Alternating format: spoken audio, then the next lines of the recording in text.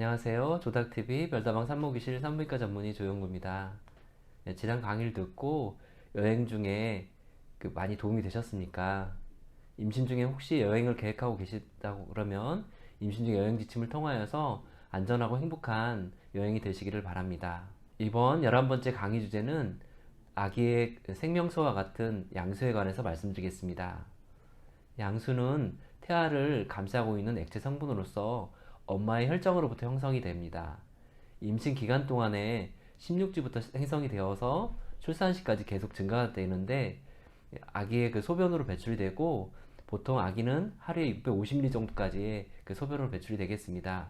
이런 양수를 태아가 삼키게 되고 또 유장관을 흡수가 되고 다시 소변으로 배출이 되어서 순환이 되겠습니다.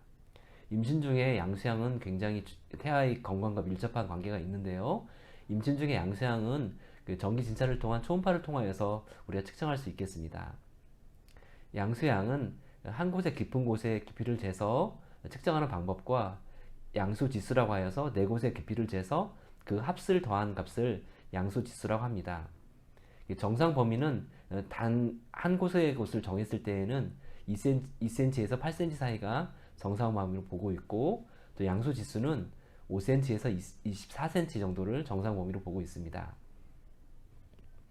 그래서 양수가 과다하게 많은 것을 양수 과다증이라고 하고, 양수가 적은 것을 양수 과소증이라고 합니다. 그러면 양수의 기능은 무엇이 있을까요? 양수는 생명수와 같은 그런 역할을 하는데, 첫 번째로 외부의 그런 충격이나 압력으로부터 태아를 보호하는 그런 작용을 하게 됩니다. 양수는 완충작용을 통하여서 외부의 충격이 가해졌을 때 태아의 압력을 감소시켜주고, 또 진통 중에는 태아와 자궁 사이에서 탯줄이 눌릴 수가 있는데 그러한 부분을 완충작용을 해줌으로써 태아를 보호하는 작용을 해줍니다.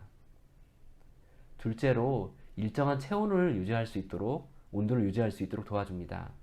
태아는 임신 기간 동안에 외부의 온도에 민감하게 반응할 수가 있는데요. 너무 춥거나 더운 경우에 태아의 건강에 해를 줄 수 있습니다.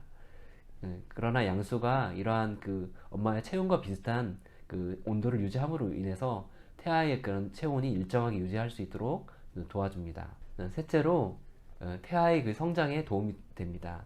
양수 안에서 태아가 자유롭게 운동함으로 인해서 근골격계가 잘 발달될 수 있도록 해주고, 양수 안에 있는 여러 가지 호르몬은 태아의 성장과 폐성숙을 도와주게 됩니다. 양수 내의 호르몬은 태아의 소화기의 성장을 도와줍니다. 또한 감염으로부터 보호를 해주고 영양소의 저장을 해주는 역할을 해주게 됩니다. 넷째로 태아는 진통 중 태아가 출산을 할 때에 출산을 도와주게 됩니다.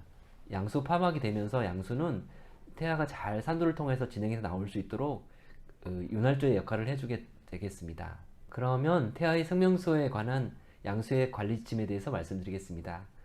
첫째로 충분한 수분 섭취를 하는 것이 좋은데요. 하루에 2000ml 이상의 수분을 충분히 섭취하시는 게 좋겠습니다.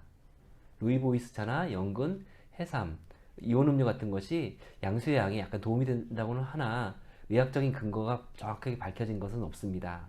둘째로 양수를 늘리거나 줄일 수 있는 그러한 특별한 방법이 있는 건 아니지만 정기적인 진찰을 통하여서 양수양을 잘 체크하고 관리하는 것이 중요하겠습니다.